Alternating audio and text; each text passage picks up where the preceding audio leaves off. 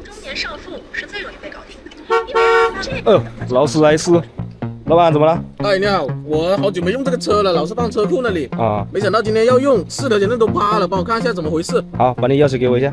给你。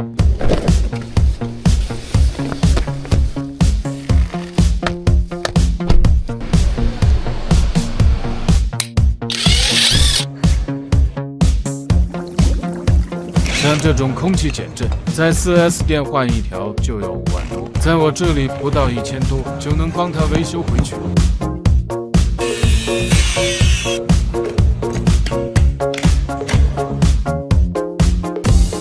我的心傷，尋到你的身上，更計身份給你慰問，同時都失戀這樣好，我與你。就这样，不到半盏茶的时间，就可以把价值5万多的减震给维修回去。